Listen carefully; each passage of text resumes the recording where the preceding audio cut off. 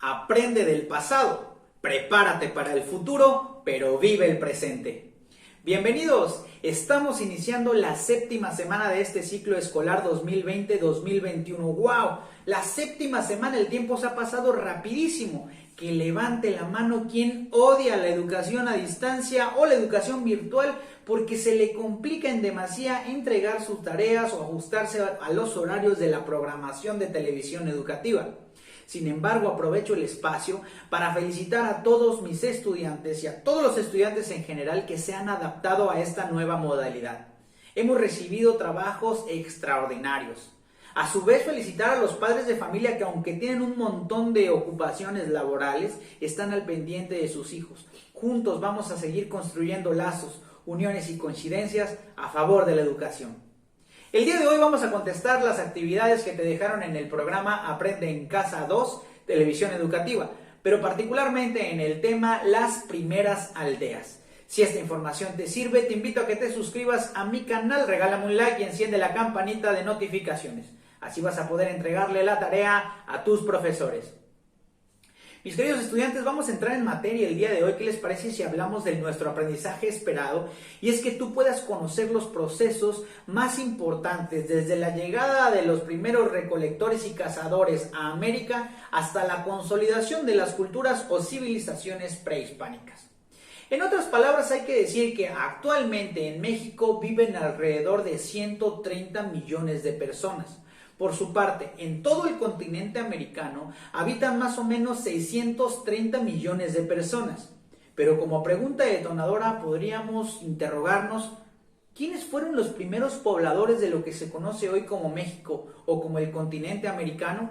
Para responder esta pregunta podremos hablar de la vieja confiable, que es la teoría más aceptada por los historiadores sobre la llegada del hombre a América. Y esto es que cruzó por el estrecho de Bering. Así es, hace miles de años hubo una era de hielo que hizo que se congelara el mar Bering, que sirvió como una especie de puente entre el continente asiático y el norte de América.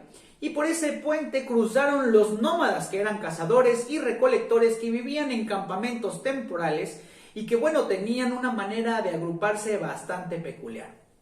Mis queridos estudiantes, nuestra clase se remonta al año 33.000 al 2500 antes de nuestra era. Esto se conoce como la etapa lítica. Y esta es la más antigua y extensa de México porque ocupa el 85% de toda nuestra historia. Y aunque en realidad hay pocos vestigios que puedan determinar con exactitud cómo vivían estas tribus que pasaron de ser nómadas a sedentarios, pues más o menos tenemos una idea de la cual podemos hablar el día de hoy.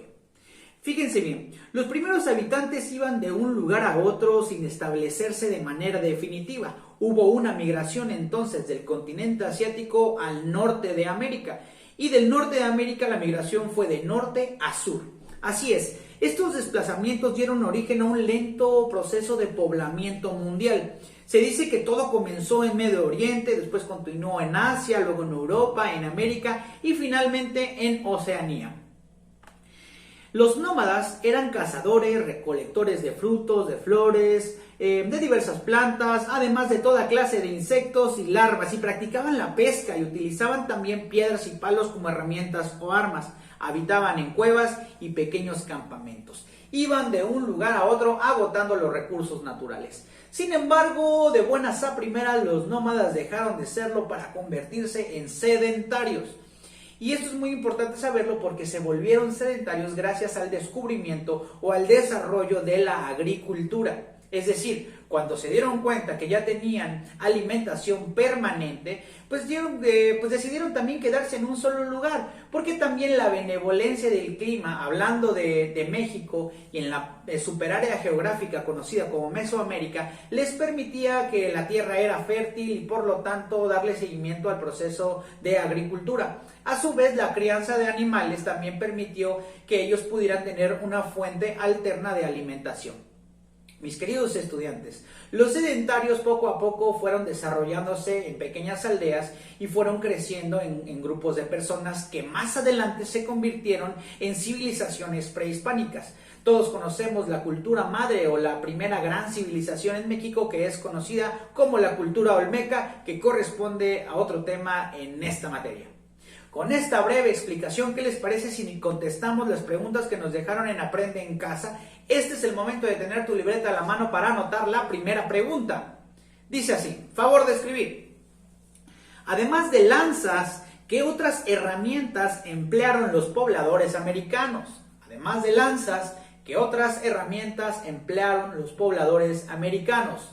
Respuesta sugerida, a favor de anotar. Bueno, además de lanzas, ocuparon mazos de piedra, mazos de madera, cuchillos de hueso, cuchillos de piedra, hondas, cuerdas y hachas. Muy bien, mazos de piedra, mazos de madera, cuchillos de hueso, cuchillos de piedra, hondas, cuerdas y hachas. Ya contestamos la primera pregunta, vamos a contestar la pregunta número 2, favor de anotar.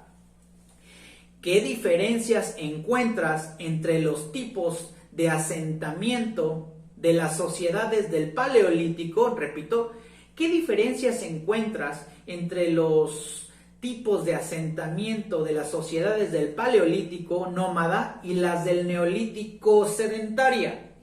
¿Qué diferencias encuentras entre los tipos de asentamiento de las sociedades del Paleolítico nómada y las del Neolítico sedentaria? Si te dirás, ¿qué? Bueno, no te preocupes, mi querido estudiante. En otras palabras, ¿cuál es la diferencia entre los nómadas y los sedentarios? Entonces vamos a dar la respuesta sugerida. Favor de anotar.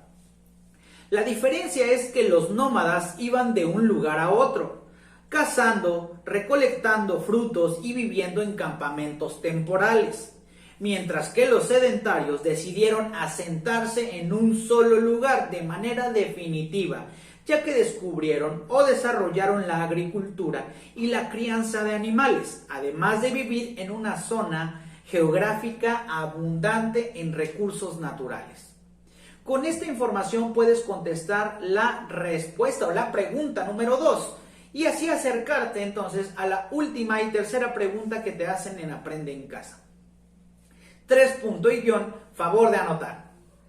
En la localidad en donde vives, ¿se han hallado restos del México antiguo? Repito, en la localidad donde vives, ¿se han hallado restos fósiles del México antiguo? ¿De qué tipo de restos se tratan? Voy a repetir una última vez la pregunta.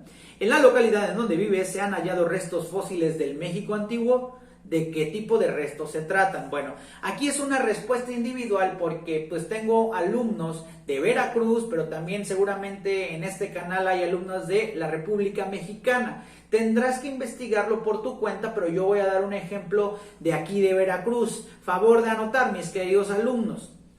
Como respuesta sugerida, en Paso del Macho, Veracruz, se localizó en el 2004 un molar de mastodonte, así como placas de corazas de tortugas gigantes, cuya antigüedad fue estimada entre los 12 y 14 mil años de antigüedad.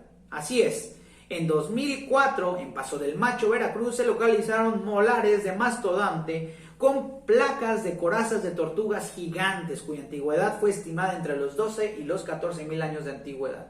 Y también otro ejemplo es que aquí cerca de La Tinaja, Veracruz, también en el 2009 se encontraron restos de perezoso gigante, solamente por poner un ejemplo para que puedas contestar tu tarea. Pues espero que esto te haya servido de herramienta para darle resolución a lo que te encargaron en Aprende en Casa 2. Yo soy el profesor Arturo Chiquini y te deseo que conserves ese traje del buen humor y el perfume de una sonrisa. Que vivas, pero que también dejes vivir. Nos vemos la próxima.